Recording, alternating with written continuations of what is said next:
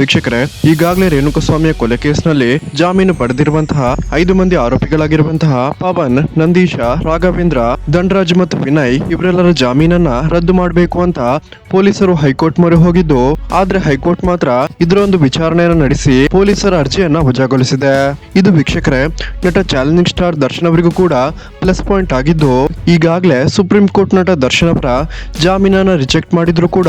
High court ನಲ್ಲಿ ರೇಣುಕಸ್ವಾಮಿ ಕೊಲೆ ಕೇಸ್ನ ವಿಚಾರಣೆಯ ಟ್ರಯಲ್ ನ ಸ್ಟೇಟಸ್ ಅನ್ನು ನೋಡಿಕೊಂಡು ನಟ ದರ್ಶನ್ ಮತ್ತೆ ಜಾಮೀನಿಗೆ ಅರ್ಜಿ ಹಾಕೋದಾದ್ರೆ 5 ಮಂದಿ ಆರೋಪಿಗಳಿಗೆ ಸಿಕ್ಕಿರುವಂತಹ ಜಾಮೀನು ಮತ್ತು ಹೈಕೋರ್ಟ್ ಯಾವ ಕಾರಣಕ್ಕಾಗಿ ಪೊಲೀಸರ ಜಾಮೀನು ರದ್ದು ಮಾಡಬೇಕು ಅನ್ನೋ ಅರ್ಜಿಯನ್ನ ವಜಾ ಮಾಡ್ತು ಅನ್ನೋದನ್ನ ನೆಪ ಹಿಡ್ಕೊಂಡು ನಟ ದರ್ಶನ್ ಪರ ವಕೀಲರು ಇನ್ನು 3-4 ತಿಂಗಳಲ್ಲಿ ಮತ್ತೆ ಹೈಕೋರ್ಟ್ ನಲ್ಲಿ ಜಾಮೀನಿಗೆ ಅರ್ಜಿಯನ್ನು ಸಲ್ಲಿಸುವಂತ ಸಾಧ್ಯತೆ ಇದೆ ಅಂತ ಹೇಳಲಾಗ್ತಿದೆ. ಒಂದು ಮಾಹಿತಿಯ ಪ್ರಕಾರ ರೇಣುಕಸ್ವಾಮಿ ಕೊಲೆ ಕೇಸ್ನ ಟ್ರಯಲ್ ಮುಗಿಯೋದಕ್ಕೆ ಇನ್ನು 3-4 ವರ್ಷ ಬೇಕೇ ಬೇಕು ಅಂತ ಹೇಳಲಾಗ್ತಿದೆ. ಇನ್ನು 2-3 ತಿಂಗಳಲ್ಲಿ ಎಷ್ಟು ವಿಚಾರಣೆ ನಡೆಯಿತು ಅಂತ ಟ್ರಯಲ್ ನ ಸ್ಟೇಟಸ್ ಅನ್ನು ಹಿಡ್ಕೊಂಡು ಸುಪ್ರೀಂ ಕೋರ್ಟ್ ಅಥವಾ ಹೈಕೋರ್ಟ್ ನಲ್ಲಿ ನಟ ದರ್ಶನ್ ಖಂಡಿತವಾಗಿಯೂ ಬೇಲ್ಗೆ ಅಪ್ಲೈ ಮಾಡಬಹುದು ಅಂತ ಹೇಳಲಾಗ್ತಿದೆ. ನೀವು ಕೂಡ ನಟ ದರ್ಶನ್ ಈ ಒಂದು ಕೇಸ್ನಿಂದ ಆದಷ್ಟು ಬೇಗ ಹೊರಬರಲಿ ಅಂತೀರಾ ಅಂದ್ರೆ ಈ ವಿಡಿಯೋಗೊಂದು ಲೈಕ್ ಮಾಡಿ ಮತ್ತು ಜೈ ಡಿ ಬಾಸ್ ಅಂತ ಕಮೆಂಟ್ ಮೂಲಕ ತಿಳಿಸಿ.